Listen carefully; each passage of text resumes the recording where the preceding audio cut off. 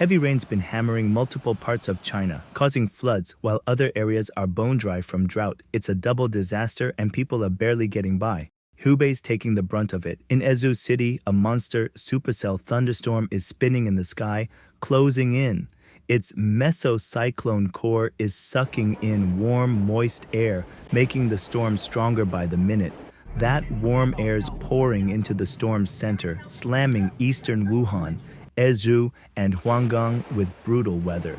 Wuhan's a mess. Streets are flooded with deep water. At Wuhan University's entrance, a student's slogging through like it's a swamp. Wuchang train station's underwater too. Locals are fed up, saying they fix it every year, but it floods every year. They're supposed to have this sponge city that handles floods and saves the environment, but one big rain and it's a total failure. China's got over 400 cities pouring billions into these sponge city projects. Rich cities in the east, poor ones in the west, doesn't matter. Each square kilometer costs at least 180 million yuan. To hit the 2030 goal of 80% sponge city coverage, it'll cost 7.2 trillion yuan.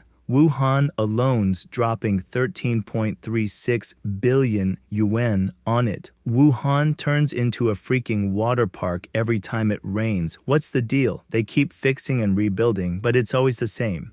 It's pouring outside and it's leaking inside too.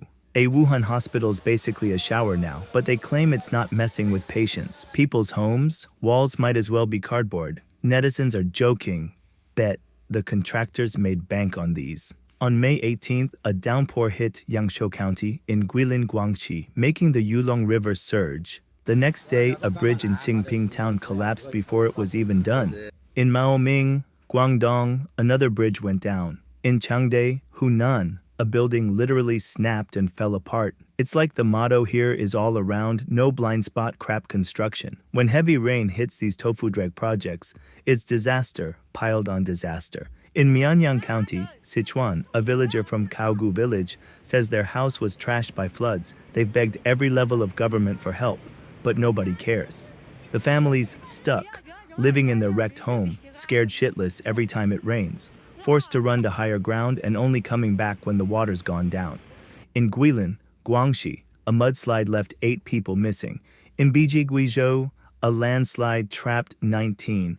Flood discharge and diversion, that's the Communist Party's favorite political trick. If the party says your land's getting flooded, tough shit, they don't care about your house or crops. The dead, they don't even get counted. In 2023, Typhoon Sura smashed Yunfu, Guangdong, and a reservoir secretly opened its gates, flooding homes up to the 3rd floor. Used to be, they do this stuff out in the open like straight-up gangsters. Now they're sneaky, opening floodgates at 3 a.m. On August 6, 2023, in Gaobeidian, Hebei, the government sent people to secretly dig up National Highway 112 for flood diversion without any paperwork until locals caught them and shut it down. On October 30, 2024, at night, the Niululing and Hongling reservoirs in Hainan's Wangquan River Basin let loose, flooding Shanghai City and 123 villages downstream. Countless homes and cars were submerged, some villages totally wiped out. Who knows when the Communist Party will pull this crap again? Hopefully, people downstream stay on guard to avoid getting screwed. But no matter how bad the disaster, it won't stop China's working poor from hustling to survive. As one worker said, even if it's raining knives, I gotta go to work. On top of floods, places like Beijing and Heilongjiang are getting pounded with hail. In Beijing, hailstones bigger than eggs smashed cars to hell. A film crew shooting on a Guizhou mountaintop got caught in a storm with rain, hail, high winds, and a mudslide. Umbrellas didn't do jack. Several people got banged up by hail, one actor's skin was covered in welts, and a crew member got swept away by muddy water. Some had huge bruises, others were bleeding from head wounds. Heilongjiang's black soil is crazy fertile, making it China's top grain producer and a key source for military and emergency grain reserves. But hail's been wrecking crops in their growing season. Henan's wheat fields, cheese orchards, and other farm areas got hit hard too. One farmer said, 5 minutes of hail and 100,000 pounds of rice gone. Livestock's getting hammered too. While heavy rains causing all sorts of chaos, other parts of China are frying under severe drought from non-stop heat. On May 20th, the Communist Party's People's Daily Henan channel bragged about a new season summer grain acquisition of about £200 billion. But Henan netizens weren't buying it. My 4 acres yielded just over £500. The drought left so many wheat heads empty, barely £100 per acre after drying. Anhui's drought days hit a record high since 1961, with reservoirs drying up bad. Baoji, Shanxi, and Guangxi's Dalong Lake are the same, riverbeds cracking. The Han River, a major Yangtze tributary, and the Yangtze's the world's 3rd biggest river, is now a dry ditch, thanks to years of the south to north water diversion project.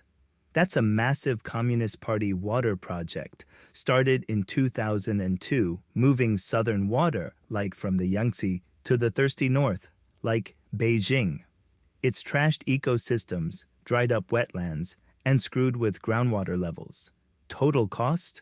Over 500 billion yuan, making it one of the most expensive water projects ever. A netizen posted about last year's floods in Nanyang, Henan, where dozens of reservoirs opened their gates, drowning the city. One farmer said, "Last month we were in a drought, watering crops 3 times to keep them alive. Now they're finally drowned." Food security's looking grim this year. The CCP doesn't care about people's lives and won't let them save themselves either.